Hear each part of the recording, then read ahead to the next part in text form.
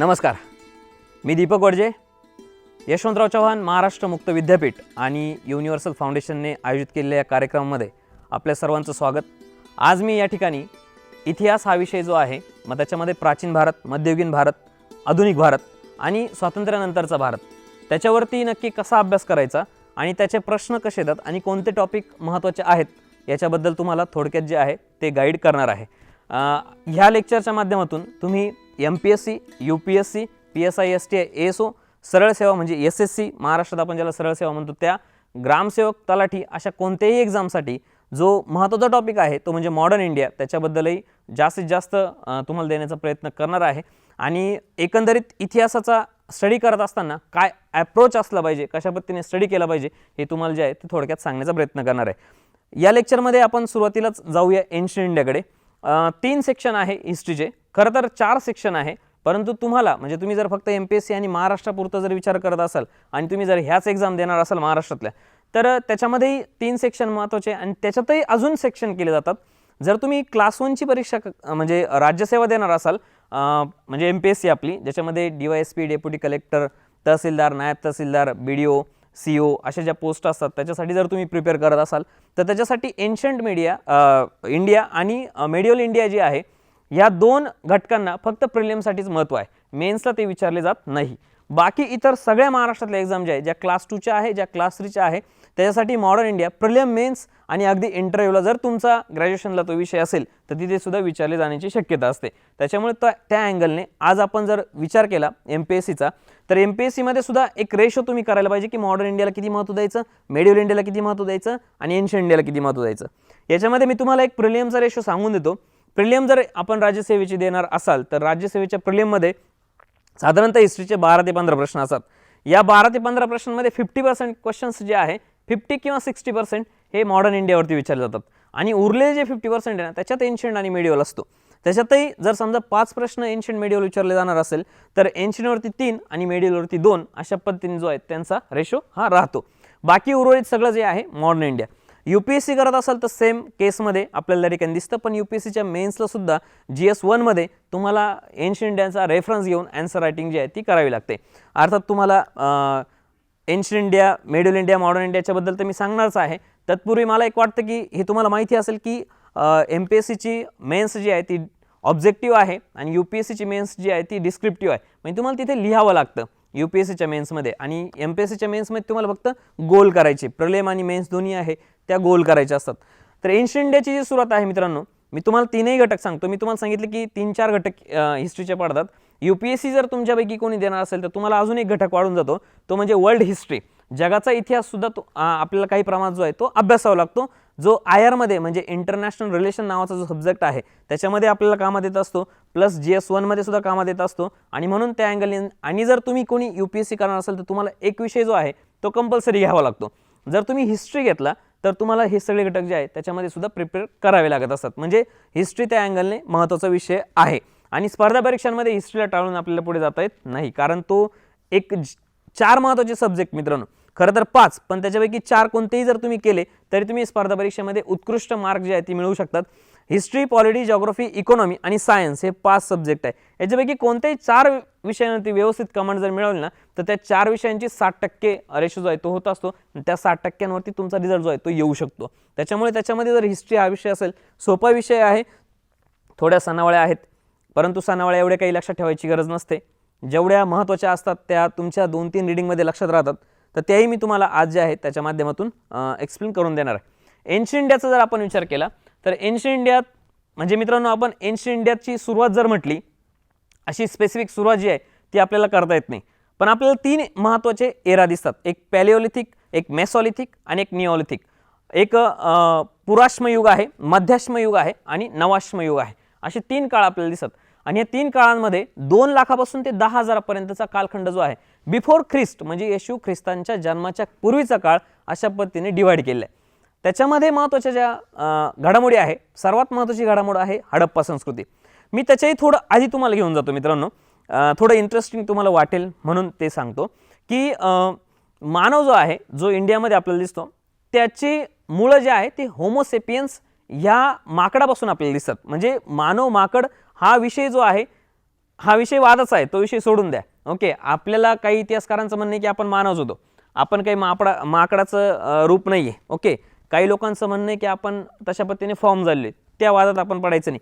पण होमोसेपियन हा जो आहे आफ्रिकेतला मानव, हा आफ्रिकेतून हळूहळू बाहेर पडतो आणि हळूहळू बाहेर पडल्यानंतर तो जो आहे चायना मार्गे म्हणजे मलेशिया, थायलंड ह्या मार्गे जो आहे तो इंडियामध्ये एंटर झालेला आहे. त्याच्या दोन शाखा झालेल्या आहे. एक शाखा आपण त्या ठिकाणी दक्षिण भारत याच्यामध्ये बघतो आणि एक शाखा जी आहे ती उत्तर भारतात बघतो.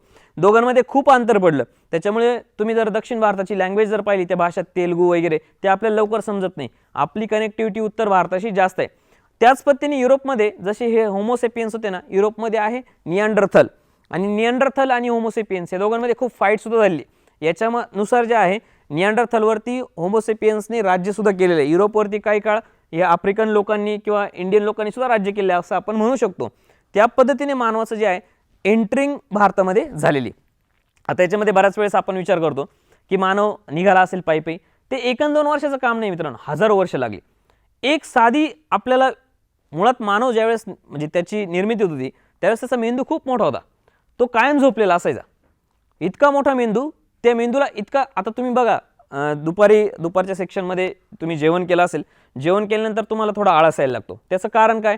कारण तुमचा ऑक्सिजन जो आहे तो ऑक्सिजन तुमच्या पोटाकडे खेचला जातो. मेंदूला ऑक्सिजन कमी पडला की ऑक्सिजन घेण्यासाठी तुम्ही आळस देतात. अर्थात ती नॅचरल प्रोसेस आहे. त्या आळस घेतल्यामुळे तुम्हाला थोडं चार्जिंग झाल्यासारखं वाटतं, म्हणजे तुम्ही जर श्वास घेतला तर, ऑक्सिजन घेतला तर. त्या पद्धतीने त्या काळात मानवाला मेंदू जास्त असल्यामुळे कंटिन्यू ऑक्सिजन लागायचा, खूप जास्त सुस्त असायचा, त्या मेंदूची साईज कमी कमी होत गेली आणि माणूस त्या पद्धतीने आपली विचार क्षमता जी आहे ती वाढवायला लागला. त्या विचार क्षमतेमधून मग हळूहळू त्याला काही गोष्टी कळायला लागल्या. त्या काही गोष्टींमध्ये सगळ्यात महत्त्वाचं म्हणजे त्याला कळलं की आगीचा वापर होतो. अग्नीचा शोध मानवाने लावला. हा स्टेटमेंट जे आहे ते चुकीचं आहे. अग्नीचा शोध नाही मानवाने लावला, अग्नीचा वापर मानवाने चालू केला. कारण अग्नी आधीपासूनच होती. मानवाने बघितलं की काहीतरी घडतंय त्याच्यामुळे जंगलाला आग लागते, काहीतरी घडतंय ज्याच्यामुळे हे पेटतंय. मानवाने त्याच पद्धतीने भाजलेलं अन्न सुद्धा खायला सुरुवात केली. का? कारण काहीतरी पेटतं, त्यात काहीतरी जळतं आणि ते जळलेलं खूप चांगलं लागतं. म्हणजे आपण असं म्हणू शकतो की तंदूर सर्वात पहिल्यांदा खाल्लं, बरोबर, पहिल्यांदा खाण्यात माणसाचे ते आलं, त्याच्यामुळे त्याला वाटलं की हे फार भारी लागतं. मग ते कशाने? मग ती थिनगी आणि ते सगळं बघत असताना मित्रांनो त्याच्यामध्ये हजारो वर्ष गेलेली. त्याच्यानंतर मग त्यांनी ज्यावेळेस तो एखाद्या नदीजवळ आला असेल, नदी ओलांडायची असेल, ती काय लगेच ओलांडली गेली का? लगेच नाव आली, नावेमध्ये बसला असं नाही.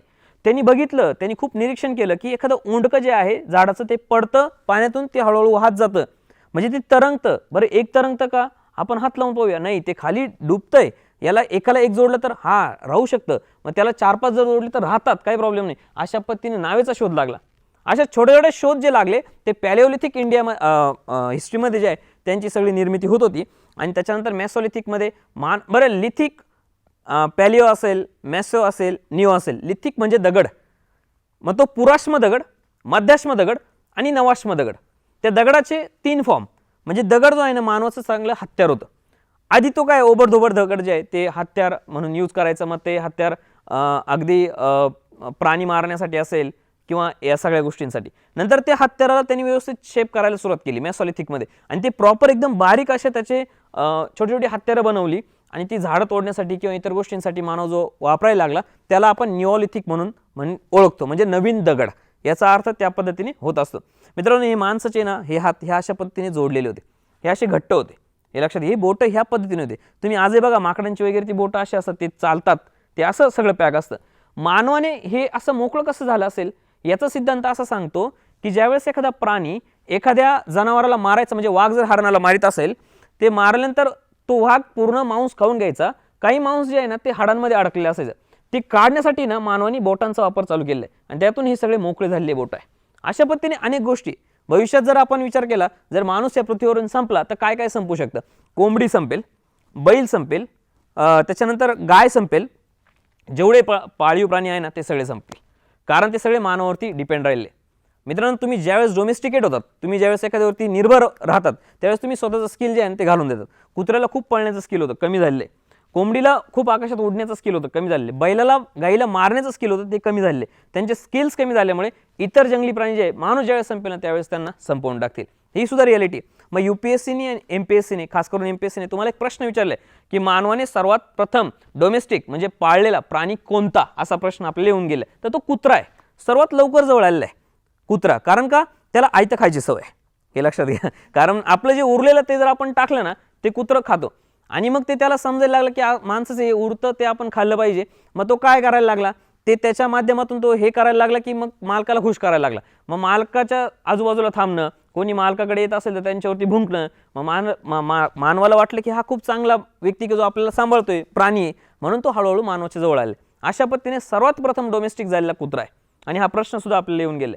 या पद्धतीने पॅलेओलिथिक, मेसोलिथिक आणि निओलिथिकचा जो आहे असा बारकाईने स्टडी जो आहे थोडक्यात करावा लागतो. आता मी हे जे ॲनालिसिस सांगितलं ना, हे UPSC साठी उपयुक्त आहे किंवा MPSCच्या क्लास 1 पोस्टसाठी, पण हे काही PSI-ST साठी उपयुक्त नाही. कारण PSI-STला एन्शियंट इंडिया नाहीच आहे. डायरेक्ट एन्शियंट इंडिया नाही आहे, मेडिवल इंडिया पण नाही आहे, वर्ल्ड हिस्ट्री पण नाही आहे, फक्त मॉडर्न इंडिया आहे. परंतु आता तुम्ही सगळेच त्या सगळ्या परीक्षांना देणार आहात म्हणून मी तुम्हाला ते व्यवस्थित सांगतोय. त्याच्यामध्ये सर्वात महत्त्वाचा आपल्याला अभ्यास करावा लागतो राज्यसेवेच्या दृष्टिकोनातून किंवा UPSCच्या दृष्टिकोनातून, तो म्हणजे निओलिथिक. निओलिथिकमध्ये खूप ग्रेट संस्कृती जी आहे ती भारतामध्ये येऊन गेलेली, तिला आपण हडप्पा संस्कृती असं म्हणतो. तिचा कार्यकाळ आहे इसवी पूर्व 3500 ते इसवी पूर्व 1800 हा तिचा कार्यकाळ आहे. आणि इसवी पूर्व 1800 ते 1500 ही संस्कृती जी आहे ती लयास गेलेली आणि तिथे एक नवीन संस्कृती जी आहे ती निर्माण झाली, ती म्हणजे वैदिक संस्कृती. 1500 ते 1000 ही वैदिक संस्कृती आहे आणि 1000 ते 600 ही लॅटर वैदिक किंवा उत्तर वैदिक काळ असं त्याला त्या ठिकाणी म्हटलं जातं. हा काळ जो आहे तुमच्या अभ्यासासाठी महत्त्वाचा आहे. ओके, हा राज्यसेवेसाठी महत्त्वाचे प्रश्न त्याच्यावरती विचारले जात असतात. मग हडप्पा संस्कृती येणारे प्रश्न जर आपण विचार केला तर हडप्पा संस्कृतीची स्क्रिप्ट जी आहे त्यांनी ज्या भाषेत लिहिलं, पिक्टोग्राफिक फॉर्ममध्ये, म्हणजे पिक्चर दाखवले. आपल्याला आतापर्यंत कळलं नाही की अ साठी कोणतं आहे, क साठी कोणतं आहे, ब साठी कोणतं आहे. त्याच्यामुळे आजपर्यंत आपण ती वाचू शकलेली नाही. त्याच्यामुळे आपल्याला त्या संस्कृतीचा व्यवस्थित अभ्यास करता येत नाही. आपण जेवढा अभ्यास केला आहे ते सगळं आपलं इमॅजिनेशन आहे की असं असावं ते तसं असावं, अशा पद्धतीने आपण इमॅजिनेशन केले. तुम्हाला प्रश्न येतो की हडप्पा संस्कृतीचं लिपी जी आहे ती आपण मानवाने वाचलेली, तर ते रॉंग स्टेटमेंट असेल, ते चुकीचं आहे. कारण ते वाचलेलंच नाही. दुसरं, हडप्पा संस्कृतीच्या लोकांना घोडा माहीत नव्हता, हे लक्षात घ्या. आता तुम्ही मोहनजोदडो मूवी बघितला असेल, बरोबर ना? ऋतिक देशमुख तो ऋतिक रोशन तो विचारतो की हा कोणता प्राणी आहे, ती हिरोईन म्हणते की हा घोडा आहे. हे एकदम चुकीचं आहे. हे चुकीचं असं आहे की हडप्पा संस्कृती, ते हडप्पा संस्कृतीमधलाच तो सीन घेतलेला आहे. मोहनजोदडो हे त्यांचं एक मोठं शहर होतं, त्याच्यावरती तो मूव्ही बनलेला आहे. हडप्पा संस्कृती लोकांना घोडाच माहीत नव्हता, त्याच्यामुळे घोडा आहे हे त्याच्यात घेतलं सीन हा चुकीचा आहे. परंतु हे आपल्याला पेपरला विचारलं जात असतं की त्या लोकांना घोडा माहीत होता. त्यांनी एक देव मानलेला आहे पशुपती नावाचा, तो सुद्धा आपल्याला माहिती असलं पाहिजे. पशुपती म्हणजे आज आपण त्याला इंग्लिशमध्ये प्रोटो शिवा असं तरी काही म्हटलं जातं आणि आज आपण त्याला शंकर भगवान या नावांनी, म्हणजे काही लोक म्हणतात की ते शंकर भगवान असतील, काही लोक असं म्हणतात की जैन तीर्थंकर पहिले जे आहे ते दिसतात, ते अशा पद्धतीने वेगवेगळे वाद आहे. पण ते सुद्धा तुम्हाला विचारलं जातं. त्यांच्या बाजूने बसणारे जे प्राणी आहेत त्यांचे सुद्धा तुम्हाला नाव विचारले जात असतात की त्यांच्या बाजूने कोणते कोणते प्राणी बसलेले होते, त्यांची डायरेक्ट नावं तुम्हाला विचारले जात असतात. काही त्यांचे जे गटारी ज्या पद्धतीने बांधले होत्या, रस्ते ज्या पद्धतीने बांधले होते, दरवाजे ज्या पद्धतीने उघडले जात होते, म्हणजे मेन रस्ता असायचा, त्या मेन रस्त्याला दरवाजा उघडला तर ट्रॅफिक जाम होऊ शकते, म्हणून पाठीमागून त्यांनी वेगळी व्यवस्था केली होती. इतकं सुंदर असं हडप्पा संस्कृती जी आहे ती निर्माण झाली. त्या संस्कृतीत तुम्हाला प्रश्न विचारले जात असतात. पण या दरम्यान काय झालं, या दरम्यान खैबर खिंडीतून म्हणजेच मध्य आशियामधून आर्य जे आहे ते भारतावरती आक्रमण करून आले, आर्य. आणि या आर्यांनी जे भारतावरती आक्रमण केलं ना, त्याच्यात ही हडप्पा संस्कृती जी खूप शांतता, त्यांच्याकडे शस्त्र नव्हते, त्यांचं सगळ्यात म्हणजे वाईट गोष्ट त्यांच्यासाठी होती की त्यांना लोखंड माहीत नव्हतं. लोखंडाचा शोध मित्रांनो इसवी पूर्व 1000 मध्ये लागलेला आहे आणि ती भारताची सगळ्यात मोठी क्रांती म्हटली जाते. कारण लोखंडाचा शोध लागल्यामुळे नांगर लोखंडी झाले, बऱ्याच गोष्टी लोखंडाच्या आल्या, तलवार आली, घोड्यावरती बसण्यासाठी असणारा खोगीर, त्या खोगराचे खाली जे नाल असतात त्याच्यात पाय ठेवतात, त्या सगळ्या गोष्टी ज्या लोखंडाच्या आल्या. त्याच्यामुळे घोड्याची गती वाढली आणि त्याच्यामुळे युद्धांची गती वाढली आणि त्याच्यातून मग अनेक युद्ध जे आहे ते भारतामध्ये एन्शियंट इंडियामध्ये लढले गेले. त्याच्यातून महाजन पद जे आहे ती सुद्धा निर्माण झाली. हडप्पा संस्कृतीच्या लोकांना लोखंड माहीत नव्हतं आणि त्यांना लोखंड माहीत नसल्यामुळे लोखंडाचा शोध जो आहे तो नंतर लागला. त्यांचं एकदम साधं राहणीमान, ते कधी युद्धखोर नव्हते. जे आर्य आले, आर्यांनी यांच्यावरती कुठेतरी आक्रमण केलं आणि आर्य संस्कृती जी भारतामध्ये रुजायला सुरुवात झाली, त्यालाच आपण वैदिक कल्चर असं म्हणतो. मग वैदिक कल्चरबद्दल किंवा वैदिकबद्दल तुम्हाला प्रश्न विचारला की त्याच्यामध्ये ऋग्वेद असेल, यजुर्वेद असेल, सामवेद असेल, अथर्ववेद असेल, या वेदांबद्दल माहिती तुम्हाला विचारली जात असते. किंवा मग इतर गोष्टी ज्या वैदिक काळात घडल्या असतील, महिलांचा काय स्टेटस होता, महिलांना त्या काळात खूप चांगले संधी जी आहे ती दिली जात होती. वैदिक काळामध्ये महिलांना सगळे अधिकार जे आहेत ते दिले जात होते.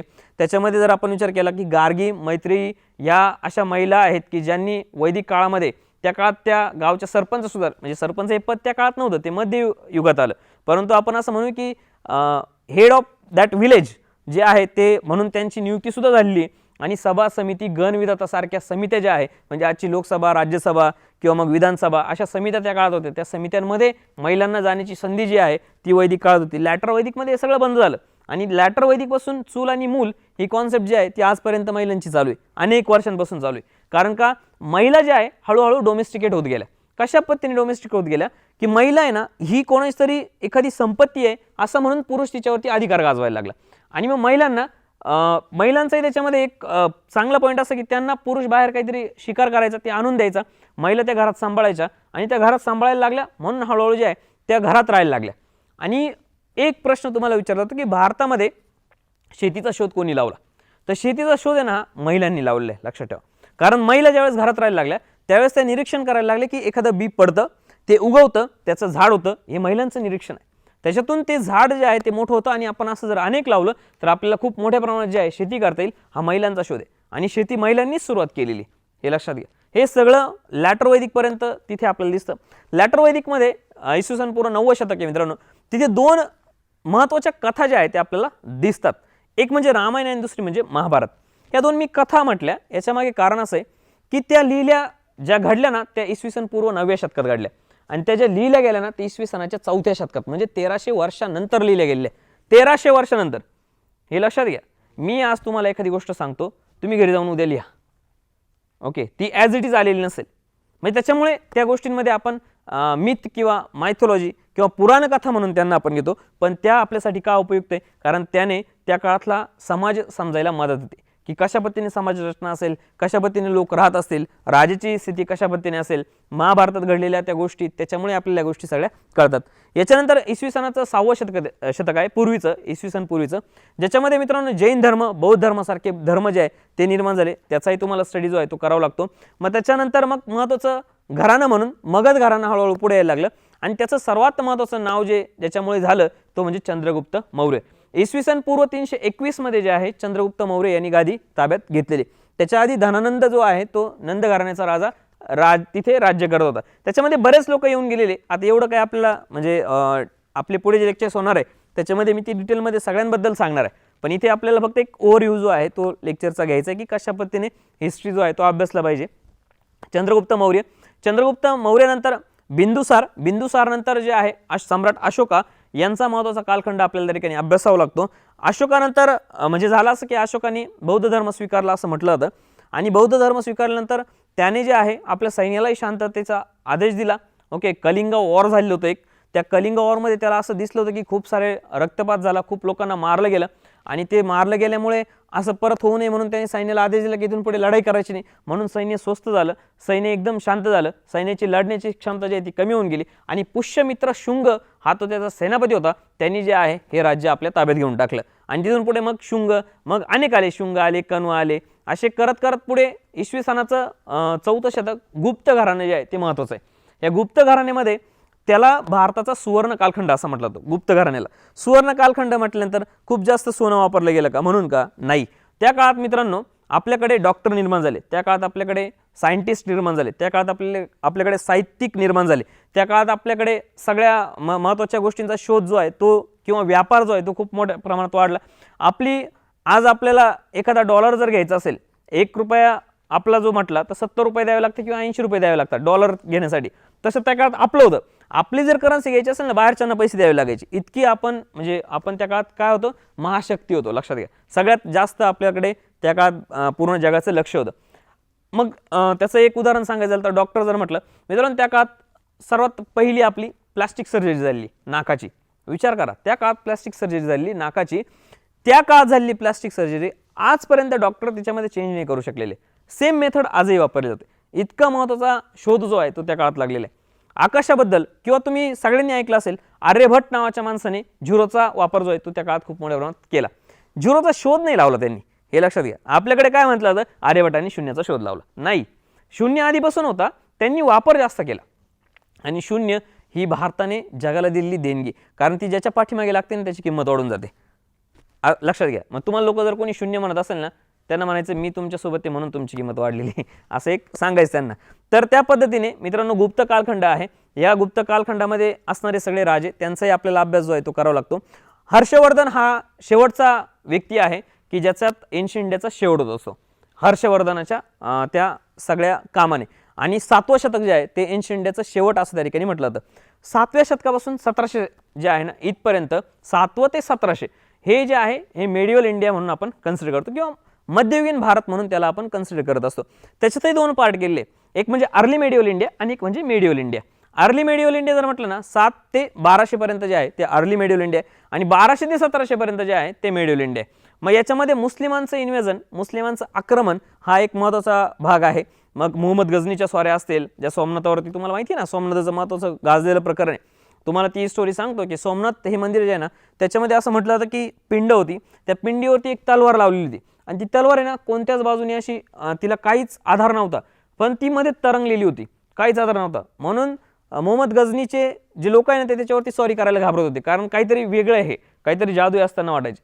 पण ते आपलं इतकं महत्त्वाचं तंत्रज्ञान होतं मित्रांनो, बाजूने सगळे लोहचुंबक जे आहे त्या लोहचुंबकांनी ती तलवार जी आहे ती अशी प्रेशरने त्या पद्धतीने ठेवलेली होती. ज्यावेळेस ते मंदिर पाडलं गेलं ती तलवार आपोआप खाली पडली, आणि नंतर मग ते मंदिर जे आहे ते लुटलेले. इतकी लूट नेली, इतकी संपत्ती नेली की जिच्यासाठी ती संपत्ती नेण्यासाठी त्याचे माणसं कमी पडले, त्याचे जनावरं कमी पडले, म्हणून त्यांनी भारतातून गाढवं विकत घेतली होती आणि त्याच्यावरती संपत्ती लावून नेली होती. इतका भारत सोने की चिडिया होता असं त्या ठिकाणी म्हटलं होतं. म्हणजे विचार करा की हे सगळं जे आहे त्या काळात घडतं.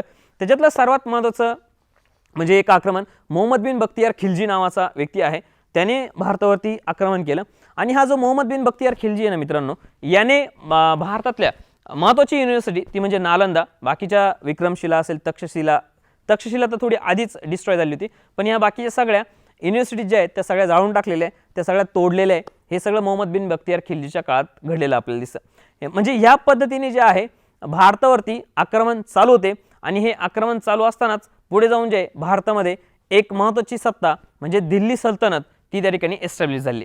1206 पासून 1526 पर्यंत जे आहे मित्रांनो दिल्ली म्हणजेच भारतावरती ज्या सत्तेने राज्य केलं त्याला आपण दिल्ली सुलतानशाही त्या ठिकाणी म्हणतो. आता दिल्ली सुलतानशाही जी आहे ही दिल्ली सुलतानशाही हिची स्थापना अर्थात काही घराणे त्याच्यामध्ये येऊन गेले. गुलाम घराणा असेल, तुम्ही एक मूवी बघितला असेल बघा अल्लाउद्दीन खिलजी नावाचा, ओके, म्हणजे पद्मावत नावाचा मूवी, त्याच्यामध्ये अल्लाउद्दीन खिलजीची स्टोरी दाखवली. हे त्याच्यातलंच एक प्रकरण आहे मित्रांनो. तो अल्लाउद्दीन खिलजी ना हा खूप ग्रेट माणूस होता. ते स्टोरीमध्ये म्हणजे आपल्याला फक्त पद्मावत दाखवलं गेलं, पण त्याच्या बाकीचेही खूप चांगले काम आहे. त्यांनी त्या काळात शेतकऱ्यांना लोन दिलेलं आहे. त्या काळात त्यांनी अनेक गोष्टी अशा केलेल्या आहे. म्हणजे तो पहिला मुस्लिम राज्यकर्ता की ज्याने महाराष्ट्रावरती स्वारी केलेली. रामचंद्र देव राया हे जे आहे हे देवगिरीवरती त्यावेळेस राज्य करत होते, त्यांच्यावरती स्वारी केली. रामचंद्र देव राया यांना शेवटी माघार घेऊन आपल्या मुलीचा विवाह जो आहे तो अल्लाउद्दीन खिलजी बरोबर लावून द्यावा लागलेला आहे. आणि नंतर रायन नावाची एमपीएससीने आणि यूपीएससीने विचारला प्रश्न आहे की पहिल्यांदा हे टायटल कोणाला दिलं, राया नावाचं टायटल तर ते अल्लाउद्दीन खिलजीने दिलं होतं, आणि ते जे आहे ते ह्या रामचंद्र देव राया यांना तरी दिलं होतं. असा अल्लाउद्दीन खिलजी असेल, त्याच्या आधी आलेला बलबन असेल, अशा लोकांनी जे आहे दिल्ली सुलतानशाही जी आहे ती खूप स्ट्रॉंग पद्धतीने प्रबळ केली किंवा वाढवली. तिचा सुद्धा आपल्याला अभ्यास करावा लागतो. तिची सुरुवात जी आहे म्हणजे तिची स्थापना जी आहे कुतुबुद्दीन ऐबक हा जो आहे, त्याच्यानंतर आलेला इल्ततमिश आणि त्याच्यानंतर आलेली रजिया सुलतान, या तिघांच्या माध्यमातून जी आहे ही स्थापना आपल्याला झालेली दिसते. आता हा कुतुबुद्दीन ऐबक जो आहे ना मित्रांनो, हा कुतुबुद्दीन ऐबक त्यांनी 1206 मध्ये जे आहे दिल्ली सुलतानशाहीची स्थापना केली. त्याच्यानंतर त्याचं कोणी असं स्ट्रॉंग गादीवर बसण्यासाठी नव्हतं, म्हणून इल्ततमिश आला, आणि त्याची मुलगी इल्ततमिशची म्हणजे पूर्ण मध्ययुगीन भारतामध्ये पहिली आणि एकमेव आणि शेवटची स्त्री आहे की जिने दिल्ली हातात घेतली आणि भारतावरती राज्य करण्याचा प्रयत्न केला. तिचं नाव आहे रजिया सुलतान. तिचा कार्यकाळ आहे 1236 ते 1240. या काळात जे आहे तिने हे सगळे प्रयत्न केलेले आपल्याला दिसत. आणि त्याच्यानंतर आलेला बलबन, हा बलबन जो आहे ना, हा बलबन यांनी एक पद्धत भारतामध्ये इंट्रोड्यूस केली. तोपर्यंत बादशाह जो आहे हा बादशाह याच्यासमोर झुकून उभं राहा किंवा मग असं काही नव्हतं, सरळ जनरल सगळे उभे राहायचे. पण तो बलबन पाहिला आहे की त्यांनी पायबोस नावाची पद्धत जी आहे ती इंट्रोड्यूस केली. पायबोस म्हणजे काय, जर तुम्ही बादशाहला भेटायला जात असेल ना तर त्याच्या पायाचे चुंबन घेणं, ओके, आणि त्याच्यासमोर झुकून उभं राहणं. मग नंतर वेगवेगळ्या प्रथा ज्या आहेत ते पडत गेल्या. शेवटी औरंगजेबाच्या काळापर्यंत खाली मान झुकून उभं राहणं इथपर्यंत ती प्रथा जी आहे ती सीमित राहिली आपल्याला दिसते. मुघलांचा कालखंड मी तुम्हाला सांगणार आहे. मुघलांच्या कालखंडावरती चांगला अभ्यास करावा लागेल यावर्षी, कारण तुम्ही न्यूज ऐकली असेल की केंद्र सरकारने NCERT जे आहे म्हणजे सेंट्रल बोर्डचे जे पुस्तक आहे त्यातून मुघलांचा इतिहास जो आहे तो कमी केलेला आहे. म्हणजे आता त्यांचा इतिहास जास्त अभ्यासावा लागणार नाही किंवा त्यांचा इतिहास तुम्हाला अभ्यासाला नसणार, पण त्यांचा इतिहास रेफरन्सला असणार आहे. म्हणजे तुम्ही शिवाजी महाराजांचा इतिहास अभ्यासाल त्यावेळेस तुम्हाला तो जो आहे थोडा त्याची लिंक जी आहे ती दिलेली असेल. अशा पद्धतीने इथून पुढे त्याची रचना जी आहे पुस्तकांची केलेली. तर म्हणजे हे सगळं सांगत होतो, पण हे सगळं घडायला म्हणजे ही दिल्ली सुलतानशाही भारतामध्ये येण्याला जबाबदार कोण आहे तर त्याचं नाव आहे मोहम्मद घुरी. मोहम्मद घुरी मित्रांनो याने 1191 मध्ये भारतावरती स्वारी केली. त्यावेळेस भारताचा राजा पृथ्वीराज चौहान तिसरा हा भारतावरती राज्य करत होता, म्हणजे दिल्लीवरती राज्य. आपला आतापर्यंत काय झालं, दिल्लीवरती जो राज्य करतो ना तो भारतावरती राज्य करतो असं आपण त्याला कन्सिडर करतो. ओके, तर तो त्या ठिकाणी होता पृथ्वीराज चौहान तिसरा. मोहम्मद घुरीने भारतावरती आक्रमण केलं. 1191 मध्ये जी लढाई झाली तिला आपण तराईची पहिली लढाई असं म्हणतो. तराईची पहिली लढाई. या तराईच्या पहिल्या लढाईमध्ये आपल्या पृथ्वीराज चौहानने इतकं भारी म्हणजे तो लढला की त्यांनी मोहम्मद घुरीला पळवून लावलं. पण मोहम्मद घुरी अर्ध्या वाटेतच गेला, लाहोर मार्गे तिथे थांबला आणि त्यांनी ठरवलं की मला याने हरवलं, मी परत जाणार आणि परत त्या ठिकाणी जाऊन आणि ही लढाई जी आहे ती जिंकणार असं म्हणून मोहम्मद घुरी परत आपल्या कामाला लागला. त्यांनी शपथ घेतली की मी तोपर्यंत घरी सुद्धा जाणार नाही आणि बायका मुलांचे चेहरे सुद्धा पाहणार नाही अशी शपथ घेऊन तो तयारीला लागला. त्या काळात इकडे काय प्रकरण घडलं तर जयचंद राठोड नावाचा पंजाबचा एक त्या काळातला राजपूत राजा, आणि त्या राजपूत राजाला हा पृथ्वीराज चौहान आवडत नव्हता. त्या राजपूत राजाची मुलगी होती जयचंद राठोडची, संयोजिता नावाची. तर ती मुलगी जी आहे तिचा स्वयंवर रचला गेला आणि ती मुलगी जी आहे तिचं आणि पृथ्वीराज चौहानचं प्रेम होतं आणि पृथ्वीराज चौहानला त्या लग्नासाठी बोलवलं गेलं नाही. झालं असं प्रकरण की पृथ्वीराज चौहानला म्हणजे स्वयंवरासाठी बोलवलं गेलं नाही म्हणून पृथ्वीराज चौहान डायरेक्ट गेला त्या स्वयंवरामध्ये. आता पृथ्वीराज चौहान स्वतः आलाय म्हटल्यानंतर बाकीचे राजपूत डायरेक्ट बाजूला झाले, कारण तो सगळ्यात ताकदवर बादशाह होता आणि त्यांनी तिला उचललं आणि पळवून आणलं, म्हणजे सैराट थोडक्यात. ओके, पळवून आणल्यामुळे त्या सगळ्या सभेमध्ये जयचंद राठोडचा अपमान झाला आणि जयचंद राठोडने मोहम्मद घुरीला सांगितलं की मी तुम्हाला मदत करतो, तुम्ही परत या, आपण दोघं मिळून जे आहे पृथ्वीराज चौहानला हरवू. पृथ्वीराज चौहान तिच्याबरोबर लग्न करून 5-6 महिने तिच्यासोबतच व्यस्त राहिला. त्यांनी कुठलीही तयारी केली नाही युद्धाची, काहीच नाही. ज्यावेळेस घुरी चालून आला ना त्यावेळेस याला कळलं की तो चालून आला, आता डायरेक्ट युद्धाला जावं लागणार आहे. पूर्वतयारी कोणतीच नव्हती. पूर्वतयारी न करता गेलेला कोणताही व्यक्ती, तुम्ही सुद्धा उद्या परीक्षेला जाल, फेलच होतं माणूस. ओके, अशा पद्धतीने 1192 मध्ये परत एकदा तराईचं दुसरं युद्ध झालं एकच वर्षात आणि पृथ्वीराज चौहानला हरावं लागलं मित्रांनो. पण पृथ्वीराज चौहान फार ग्रेट होता. त्याला ना ध्वनी भेदन नावाची एक कला येत होती. ही ध्वनी भेदन कला मित्रांनो शिवाजी महाराज, ओके, त्याच्यानंतर शहाजी महाराज हे सुद्धा लोक आणि पृथ्वीराज चौहान हे बाण चालवण्यात खूप तरबेज होते. त्याच्यात पृथ्वीराज चौहान हा सर्वात श्रेष्ठ धनुर्धर होता पृथ्वीराज चौहान. तर त्याला काय होतं तर त्याच्या डोळ्यावरती पट्टी जरी बांधली ना तो जिकडनं आवाज येणार तिकडनं बाण सोडून त्या व्यक्तीला मारू शकत होता. त्याला ध्वनी भेदन कला असं म्हणतात, ती त्याला यायची. आणि तसं म्हटल्यानंतर मोहम्मद घुरीने तो जो प्रयोग करायचं ठरवलं की याला खरंच ती कला येते का, त्याला पकडलेलं होतं, तो जेलबंद होता म्हणून त्याला डोळ्यावरती पट्टी बांधली गेली आणि पट्टी बांधली गेल्यानंतर मोहम्मद घुरी जो आहे त्यांनी दुरून आवाज दिला की चलाव बाण. ओके, त्यांनी तो आवाज ऐकला आणि त्यांनी तो बाण चालवला आणि तो मोहम्मद घुरीच्या लागला होता. मोहम्मद घुरी जखमी झाला होता. त्याच्यानंतर मोहम्मद घुरी पृथ्वीराज चौहानला घेऊन गेला. पृथ्वीराज चौहानचं पुढे काय केलं हे कोणालाही माहीत नाही, त्याच्याबद्दल काय झालं हे माहीत नाही इतिहासाला. आणि असा ग्रेट राजा जो आहे तो त्याच्यामध्ये संपल्यामुळे दिल्लीमध्ये दिल्ली सुलतानशाहीची स्थापना त्या 1206 मध्ये झालेली आपल्याला दिसते. आणि म्हणून हा कुतुबुद्दीन ऐबक गुलाम होता, गुलाम म्हणून खरेदी केलेला होता घुरीने आणि त्याच्या हातात ही दिल्लीची सुलतानशाही दिली. म्हणून जे प्रथम घराणं स्थापन झालं दिल्लीमध्ये सुलतानांचं त्याला गुलाम घराणं असं त्या ठिकाणी म्हटलं जातं. ओके, हे गुलाम घराचे बलबन पर्यंत सगळे राजे. पुढे अल्लाउद्दीन खिलजी याच्याबद्दल मी सांगितलं. त्याच्यानंतर तुम्हाला मुहम्मद शाह तुगलक नावाचा MBT नावाचा व्यक्ती जो आहे त्याचा अभ्यास करावा लागतो. मित्रांनो फार ग्रेट माणूस होता, म्हणजे खूपच जास्त विचारविनिमय करणारा आणि भारताच्या प्रगतीसाठी काम करणारा व्यक्ती. परंतु त्याचे पावलं जे आहे ते काळाच्या हजारो वर्ष पुढे होते, त्याच्यामुळे त्या तत्कालीन लोकांना ते मान्य झाले नाही. आज जसा म्हणजे अनेक साथींचे रोग आपल्याला दिसतात ना, त्यावेळेस 13व्या शतकामध्ये त्याच्या काळात प्लेगची साथ आली होती आणि प्लेगची साथ आल्यामुळे त्याला राजधानी बदलावी लागली होती. त्यावेळेस मित्रांनो भारताची राजधानी जी आहे ती सर्वात म्हणजे तोपर्यंत कधीच नाही, त्यावेळेस ती भारताची राजधानी महाराष्ट्रात आली होती आणि ती देवगिरीला राहिली. तो खूप काळ म्हणजे थांबला नाही, आला आणि इथे आल्यानंतर त्याला समजलं की लोक आपली जी आहे ती इथे राहायला तयार नाही. त्यांनी परत राजधानी जी आहे ती आग्र्याला घेऊन गेला.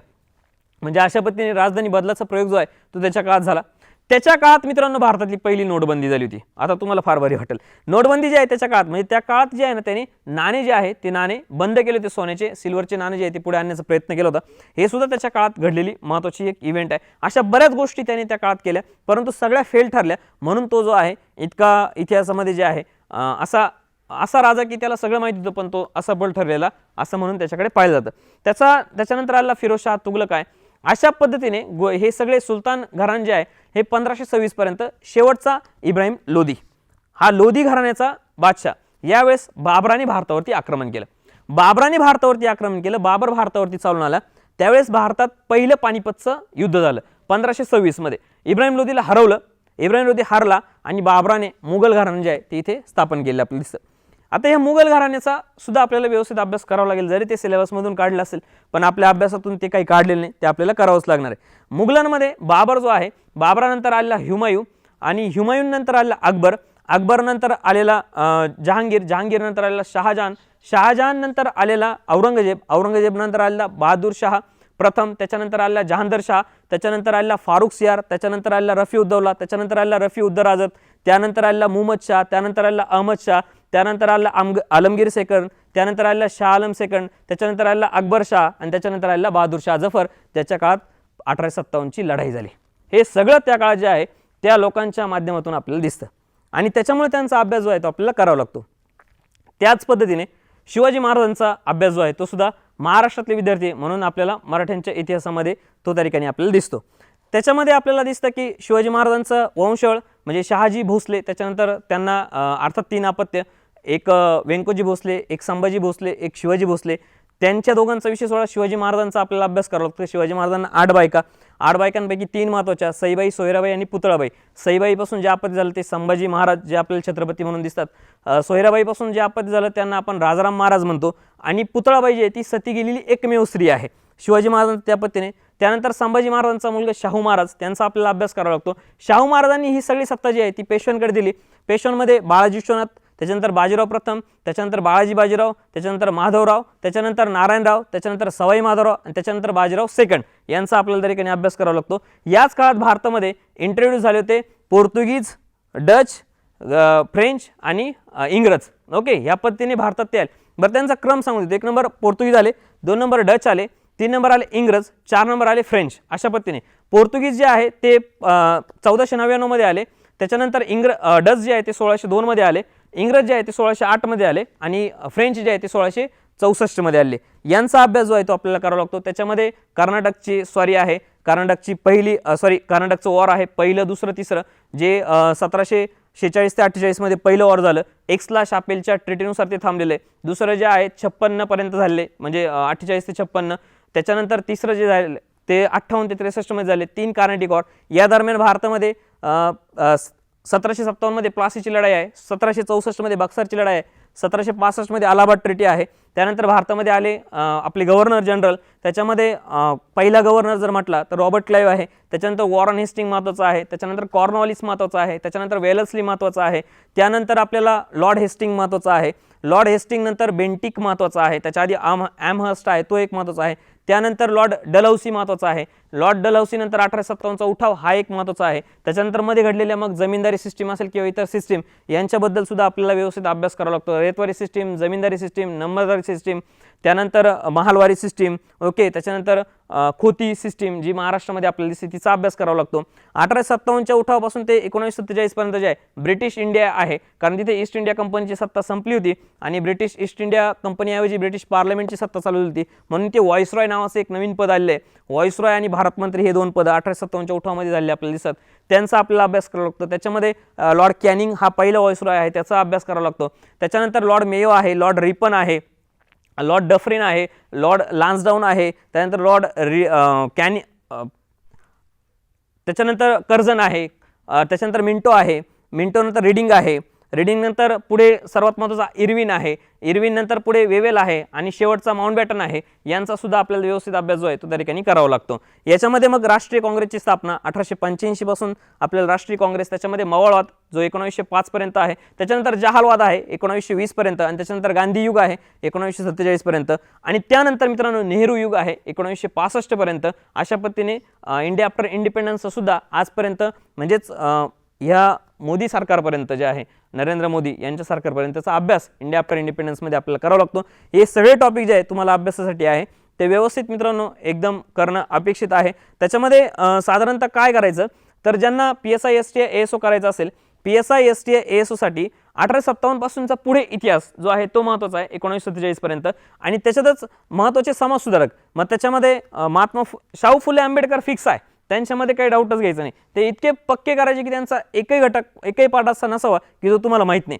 शाहू फुले आंबेडकर, त्यानंतर जे आहे ते म्हणजे आपले दादाभाई नौरोजी असतील, महात्मा गांधी असतील, इकडे लोकमान्य टिळक असतील, आगरकर असतील, त्यानंतर दादोबा पांडुरंग तरखडकर असतील, त्यानंतर आगरकर सांगितले मी. हे सगळे जे आहे हे महत्त्वाचे अशा अनेक आहेत. महात्मा फुले किंवा सावित्रीबाई फुले, पंडिता रामबाई लक्ष्मीबाई टिळक असतील, त्याच्यानंतर ताराबाई शिंदे असतील, या सगळ्या महत्त्वाच्या महिला ज्या आहे यांचा सुद्धा आपल्याला अभ्यास करावा लागतो. काँग्रेसचे महत्त्वाचे सेशन जे आहे ते जे 1885 पासून ते 1950 पर्यंत झालं. 1950चं सेशन जे आहे मित्रांनो त्याचे अध्यक्ष टंडन होते आणि ते आपल्यासाठी महत्त्वाचं काय, कारण ते नाशिकमध्ये झालं होतं, एकमेव सेशन आहे नाशिकमध्ये झालेलं. तर ते असे सेशन जे आहे हे सगळे आपल्याला त्या ठिकाणी करणं अपेक्षित आहे किंवा करणं गरजेचं आहे. ह्या अँगलने जर तुम्ही इतिहासाचा अभ्यास केला किंवा ह्या अँगलने तुम्ही जर इतिहासाकडे पाहिलं आणि ह्या अँगलने तुम्ही जर ह्या इतिहासावरती कमांड मिळवली तर मी तुम्हाला सांगतो की इतिहासाचे 15 प्रश्न असतात प्रिलिमला आणि मेन्सला. जर आपण विचार केला तर मेन्सला राज्यसेवेसाठी 60 प्रश्न असतात. याच्यापैकी 60 पैकी किमान 40 आणि 15 पैकी किमान 11 ते 12 प्रश्न जे आहेत ते आपल्या हाताचे किंवा हातचे होऊ शकतात. कारण असं आहे की हिस्ट्रीमध्ये आउट ऑफ मार्क मिळवणं थोडं अवघड आहे. आपल्याला बऱ्याच वेळेस असं होतं की 2-3 प्रश्न जे आहेत ते जमत नाही. त्याच्यामुळे मला असं वाटतं की 100% सगळे येईल ह्या अँगलने विचार न करता आपल्याला जास्तीत जास्त टॉपिक आपल्या कशा पद्धतीने कव्हर करता येतील आणि ते कसे हँडल करता येतील याच्यावरती बारीक बारीक गोष्टींवरती तुम्ही काम करणं गरजेचं आहे. आय होप की तुम्हाला हे लेक्चर जे आहे ते अंडरस्टँड झालं असेल. मी मित्रांनो हे थोडं स्पीडी सांगितलं किंवा हे थोडं फास्ट झालं, परंतु हे लक्षात घ्या की आपली जे पुढे कोर्स आपला जो लॉन्च होतोय आणि ज्यामध्ये हिस्ट्री हा विषय आहे त्यावेळेस मी तुम्हाला एक एक घटकावरती पूर्णतः मार्गदर्शन जे आहे किंवा त्याचं लेक्चर जे आहे ते घेणार आहे. त्यावेळेस अशाच पद्धतीने असेल मित्रांनो. काही काळजी करू नका. युनिव्हर्सल फाउंडेशन जे आहे ते तुम्हाला म्हणजे युनिव्हर्सल फाउंडेशनचे आम्ही 4 लोक हे विदाऊट बुक जे आहे तुम्हाला सगळे विषय शिकवू शकतो आणि त्याची अजिबात चिंता करायची गरज नाही. आणि आम्ही जे टीच करू किंवा आम्ही तुम्हाला नोट्सच्या फॉर्ममध्ये जे देऊ ते जर तुम्ही व्यवस्थित केलं तर मित्रांनो क्लास 2 क्लास 1च्या पोस्ट जे आहे ते तुमचे 100% होऊ शकतात. फक्त एकच अपेक्षा आहे, तुम्ही चांगलं काम करायला पाहिजे. ओके, आय होप की तुम्हाला हे लेक्चर अंडरस्टँड झालं असेल. तर मी इथे थांबतो. तुमचे काही प्रश्न असतील तर नक्की विचारा. हां प्लीज. सर, इतिहास हा विषय आहे तो कोणत्या विषयानंतर अभ्यास करायला घ्यायचा म्हणजे अभ्यासाला घ्यायचा? मित्रांनो फक्त इतिहासच नाही तर सगळ्या विषयांबद्दल सांगतो. असं अजिबात ठरवू नका किंवा ठेवू पण नका मनात की मी ह्या विषयानंतर अभ्यासाला घेतला पाहिजे किंवा ह्या विषयाला प्रथम स्थान दिलं पाहिजे. तुम्हाला जो आवडतो ना विषय त्या विषयापासून अभ्यासाला सुरुवात केली पाहिजे. फक्त काय असतं की ज्यावेळेस आपण अभ्यास करत असतो ना त्यावेळेस आपल्याला एक विषय वाचून बोर होत असतं. तर त्याला पॅरलल तुम्हाला दुसरा एखादा छोटासा विषय जर घेता आला तर तुम्ही घेऊ शकतात. मॅक्स 2 विषय जे आहे ते तुमच्या अभ्यासात डेली असले पाहिजे, त्याच्यापेक्षा जास्त घेऊ नका. कारण तुम्हाला मी अजून एक ट्रिक सांगतो की तुम्ही मिनिमम आहे ना मित्रांनो, तुम्ही मिनिमम 8 तास जर अभ्यास करत असाल तर 8 तासाला 50-10 या फॉर्म्युलामध्ये विभागलं पाहिजे. 50-10 50-10 म्हणजे कसं, 50 मिनिटं अभ्यास करायचा, 10 मिनिटं रिलॅक्स राहायचं, 50 मिनिटं अभ्यास करायचं, 10 मिनिटं रिलॅक्स राहायचं. या पद्धतीने जो ही सायंटिफिक मेथड आहे. कारण आपण मित्रांनो एखादा विषय अभ्यासाला सुरुवात केली आणि आपण 4 तास बसलो आणि आपल्याला सगळं लक्षात राहिलं असं होत नाही. आपल्याला फक्त 50च मिनिटं व्यवस्थित अभ्यास करता येतो. त्याच्यामुळे 50-10चा फॉर्म्युला जो आहे तो पूर्ण आपल्या अभ्यासामध्ये असला पाहिजे. 10 मिनिटं रिलॅक्स राहा. रिलॅक्स राहा याचा अर्थ असा नाही की व्हॉट्सअप पहा, फेसबुक पहा आणि लगेच मोबाईलमध्ये जा. त्यांनी परत आपलं माइंड डिस्टर्ब होतं. परत एकदा आपण त्या विषयाकडे 10 मिनिटं झाले, पाणी वगैरे प्यायचं, रिलॅक्स व्हायचं, डोळे लावायचे 10 मिनिटं, त्यानंतर परत 50 मिनिटं जो आहे तो अभ्यास करायचा. असं करून एक विषय 4 तास अभ्यासला तो जर बोर होत असेल तर त्याला पॅरलल म्हणजे जर हिस्ट्री अभ्यास आहे त्याला पॅरलल जिओग्राफी आहे तो घ्या. अशा पद्धतीने तुम्ही करू शकता. आणि दुसरं त्याच्यासाठी आधी बेसिक पुस्तकं म्हणजे 6वी ते 12वी पर्यंतची पुस्तकं जर वाचलेली नसतील तर डायरेक्ट मोठ्या पुस्तकांना हात लावू नका. आधी बेसिक कंप्लीट करून घ्या. कारण बेसिकवरती 40 ते 50% प्रश्न विचारले जात असतात. खूप इम्पॉर्टंट आहे. इतका महत्त्वाचा डाटा दिला आहे त्याच्यामुळे तो तुम्ही रीड जर केला आणि नंतर इतर पुस्तकं रीड केले तर ते तुम्हाला जास्त फायदेशीर ठरेल. माझं सजेशन असेल की असं मनात ठेवू नका की मी कोणत्या विषयानंतर कोणता विषय घेऊया. तुम्हाला जो आवडेल त्या विषयाने तुम्ही सुरुवात केली पाहिजे. आणि अजून एक छोटंसं सांगतो फक्त की बऱ्याच वेळेस आपल्याला विषयाचा सुद्धा विषय वाचायला बोर होत असेल तर तुम्ही पॉईंट करून घ्या, सिलेबस समोर घ्या आणि सिलेबसचा चॅप्टर जो आहे ना, विषयातला चॅप्टर तो घ्या. आज मला वाटलं की मी 1857चा इतिहास वाचायला पाहिजे, मी उघडला, वाचायला सुरुवात केली, तो वाचला, पूर्ण केला आणि बाजूला ठेवून दिला. मी उद्या जॉग्राफीचा एखादा चॅप्टर वाचला, असं सुद्धा तुम्ही करू शकता. तुम्हाला जे वाटेल ना योग्य त्या पद्धतीने करा. ओके. अजून सर, आतापर्यंत मी जो काही इतिहास अभ्यासलेला आहे आणि काही वेळापूर्वीच तुम्ही काही स्टोरी पण सांगितलेल्या आहेत, तर त्यामधून माझ्या असं निदर्शनात आलं की कोणताही व्यक्ती तो सक्सेसफुल होण्या अगोदर त्याला त्याच्या इतिहासात कठीण परिस्थितीला तोंड द्यावं लागलं आहे. तर माझा प्रश्न असा आहे की जेव्हा ग्रामीण भागातला एखादा विद्यार्थी मोठा अधिकारी होण्याचं स्वप्न बघतो, तेव्हा त्याला त्याच्या या कठीण परिस्थितीतून, म्हणजे या स्पर्धा परीक्षेत येणाऱ्या कठीण परिस्थितीला तोंड देण्यासाठी त्या विद्यार्थ्याचे दृष्टिकोन व विचार कसे असायला हवे? बरोबर, चांगला प्रश्न विचारला. खूपच म्हणजे मार्मिक प्रश्न आहे हा मित्रांनो, कारण तुमच्यासारखाच मी ग्रामीण भागातला विद्यार्थी आहे आणि तुम्ही सर्वच ग्रामीण भागातले विद्यार्थी आहात. काय असतं ग्रामीण भागामध्ये 2-3 गोष्टी आहेत, हे लक्षात घ्या. तुम्ही सगळे गावातच अभ्यास करताय म्हणून तुम्हाला एक ते जाणवतं. आपल्याला घरची कामं पण करावी लागतात. असं नाही की आपल्याला घरच्यांनी तू आता पूर्ण वेळ अभ्यासच कर, थोडीफार शेतातली कामंही करावी लागतात.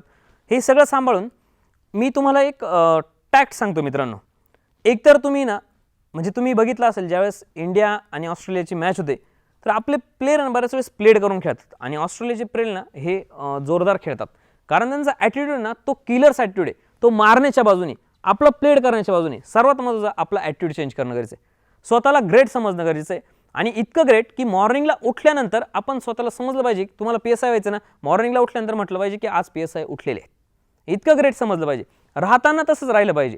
राहताना कसं राहिलं पाहिजे, PSI व्हायचे, कटिंग बारीक पाहिजे, ओके, शेविंग केलेलीच पाहिजे. तुम्हाला माहिती आहे IPS PSI DYSP यांचे ट्रेनिंग रोज मॉर्निंगला 5 वाजता उठल्यानंतर तुमची चेकिंग होते शेविंगची, रोज केली आहे की नाही. थोडी जरी वाढलेली असेल ना, तुम्हाला डायरेक्ट शिक्षा ज्या आहेत त्या शिक्षांना सामोरे, छोट्या छोट्या शिक्षा असतात त्यांना सामोरे जावं लागतं. मग ते ट्रेनिंग नंतर करण्यापेक्षा आधीच आपण केलं तर रोज 5 वाजता उठावं लागतं ट्रेनिंगला. मग आपण आधीच उठलं तर काय फरक पडतो, आपण का सकाळी 8-9 वाजता उठायचं. आपण ह्या पद्धतीने टाईम मॅनेजमेंट केलं तर घरच्यांचं कामही होतं आणि आपला अभ्यास पण होतं. आणि मी सांगितलं की स्पर्धा परीक्षांमध्ये आल्यानंतर तुम्ही 5-6 महिन्यामध्ये पास होण्याचं ध्येय नाही ठेवलं पाहिजे. याच्यामध्ये 2 ते 3 वर्ष किंवा किमान 2 वर्ष जे आहे व्यवस्थित स्टडी केला पाहिजे, पहिली गोष्ट. दुसरी गोष्ट, 2 वर्ष जर स्टडी होत नसेल तर नंतर असाही विचार केला पाहिजे की आपण आता काहीतरी काम सुद्धा करणं गरजेचं आहे. कारण 2 वर्ष आपण देऊन दिले, त्याच्यानंतर आपल्याच्यानी झालं नाही, याचा अर्थ आपण कुठेतरी चुकलो. हे लक्षात घ्या, आपण चुकलो. कोणाचीच बुद्धिमत्ता कमी नाही, कोणाचीच बुद्धिमत्ता जास्त नाही. आणि कोणताच विषय आपल्यावरती अन्याय करत नाही, आपण त्या विषयावरती अन्याय करतो, कारण तो आपण अवघड समजतो. तो विषय म्हटला की मी अवघड जातो तुला, नाही, आपण म्हटलं की तो विषय मला अवघड जातो. हा ॲटिट्यूड चेंज करणं गरजेचं आहे. ॲटिट्यूड कोणत्या अँगलने असलं पाहिजे की मी प्रत्येक विषय करणार आहे, मला प्रत्येक विषय सोपे जातात, ओके. आणि त्या अँगलने जर तुम्ही करण्याचा प्रयत्न केलात, तो ॲटिट्यूड जर धारण केलात, मग ग्रामीण भागातला विद्यार्थी असो, उलट ग्रामीण भागातल्या विद्यार्थ्यांमध्ये खूप जास्त क्षमता असते लढण्याची जर त्यांनी ठरवलं तर. फक्त त्यांना प्रॉपर मार्गदर्शन नसतं किंवा मार्गदर्शनाची कमी पडते. तर ते मार्गदर्शन, तुमचे कोणी मार्गदर्शक असेल किंवा तुम्ही आम्हालाही जर विचारलं कधी, तर ते वेळोवेळी घेत राहा आणि स्वतःला कंटिन्यू टेस्ट करत राहा की मी एखादा अभ्यास केला, मी एखादा चॅप्टर वाचलं, मला त्याच्यावरती प्रश्न येत आहे का, मग मी ते चॅप्टर वाचून काय केलं. बऱ्याच वेळेस काय होतं, आपण पुस्तक समोर घेतो, पहिलं ओळ वाचायला सुरुवात करतो, शेवटच्या ओळीपर्यंत आपण कुठेतरी शेतात भरकटत असतो. आपलं मन ते भरकटून न देणं, प्रॉपर कॉन्सन्ट्रेट करणं, असं करून तुम्ही 8 तास जरी अभ्यास केला, त्याच्यानंतर तुम्ही तुमच्याकडे 24 तासामधले 8 तास अभ्यासासाठी देत आहे, म्हणजे 16 तास आहे. 16 तासामधले 8 तास तुम्ही झोपण्यासाठी दिले तरी 8 तास आहे. आणि 8 तासापैकी तुम्ही घरच्यांसाठी 6 तास जरी काम केलं ना तरी घरचे खुश होतील आणि तुम्हाला अभ्याससुद्धा व्यवस्थित करू देतील. फक्त काम असं करा की खूप हार्ड नसावं, ज्याने तुम्हाला झोप लागेल. ठीक आहे. आय होप की तुमच्या सर्वांचे प्रश्न जे आहे आणि तुम्हाला ज्या समस्या जाणवत होत्या अभ्यास करताना त्याच्याबद्दल आज जे लेक्चर्स झाले, मग ते इतिहास असतील किंवा राज्यशास्त्र, त्यानंतर भूगोल असेल, बीजगणित, भूमिती किंवा मग आपण त्याला सीसॅट असं म्हणतो, ह्या सगळ्यांच्या माध्यमातून जे आहे जे लेक्चर्स इथे झाले, तुमच्या सगळ्यांचे प्रश्न जे आहेत ते कव्हर झाले. माझ्या इतिहास या विषयामध्ये सुद्धा मी तुम्हाला जितकं शक्य होईल तितकं 100% त्यावेळेत देण्याचा प्रयत्न केला आहे. पुढे आपले लेक्चर्स अशाच पद्धतीने होणार आहेत. आज मी म्हणजे ह्या सिरीजचा पार्ट इथे थांबवतो आणि मी तुम्हाला सर्वांना शुभेच्छा देतो मित्रांनो, तुमच्या उदंड आयुष्यासाठी आणि तुमच्या उज्ज्वल भविष्यासाठी माझ्याकडनं युनिव्हर्सल फाउंडेशन आणि यशवंतराव चव्हाण मुक्त विद्यापीठ आमच्या सर्व टीमकडनं तुम्हाला खूप खूप शुभेच्छा. आय होप की पुढचा जो तुमचा एखादा मेळावा असेल, तो मेळावा हा साधासुद्धा नसावा. त्या मेळाव्यासाठी आम्ही येऊ तर तुमची एक साधी पार्टी असावी ज्याच्यात तुम्ही पोस्ट काढलेली. तुम्हाला खूप खूप शुभेच्छा. Okay, thank you.